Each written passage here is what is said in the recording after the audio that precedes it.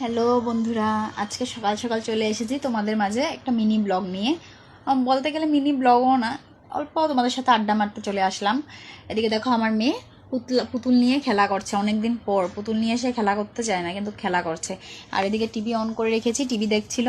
এখন টিভি দেখবে না বলছে, তার জন্য আর তেমন ইসে করছি না।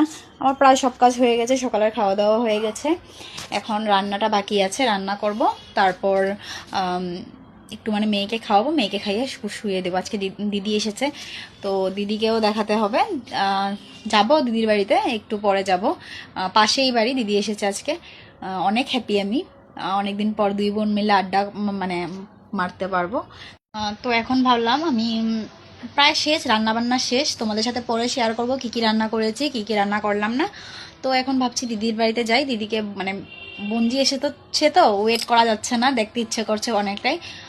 তো তোমাদের সাথে শেয়ার করব বঞ্জি কেমন আছে, কি বিষয়। চলো নিয়ে যাই। আজকে ওয়েদারটা যে অনেকটাই বাতাস বাতাস টাইপ, মেঘলা মেঘলা টাইপ। তো গিয়ে তোমাদের সাথে শেয়ার করছি। আমি এখন বেরিয়ে পড়লাম দিদির বাড়ি যাওয়ার জন্য, দিদিকে দেখার জন্য। ওইদিকে দেখো আমার মেয়েও তার বোনকে দেখার জন্য এক্সাইটেড অনেক। এখন যাই, তারপর তোমাদের সাথে দেখা হচ্ছে গিয়ে। এই যে জাস্ট আমি দিদির বাড়ি এসে গেলাম। এদিকে দিদা দেখো, দিদি আমার দিদি হাই বলে দিয়েছে। আমার বোনজি দেখো কি সুন্দর করে বসে বসে তাকিয়ে আছে তোমাদের দিকে, ক্যামেরার দিকে আর কি। আর ওইদিকে আমার কাকির মেয়ে এসেছে, আমার মেয়ে।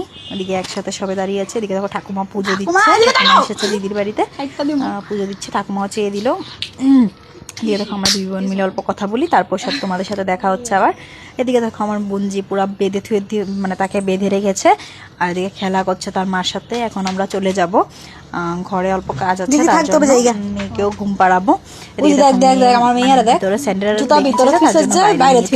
স্যান্ডেলগুলো জন্য আমিও এখন যাই, গিয়ে মেয়েকে নিয়ে চলে যাই। এদিকে দেখো আমার ঠাকুমা দেখো স্নান করেছে, স্নান করে গামছাটা মেলে দিয়েছে।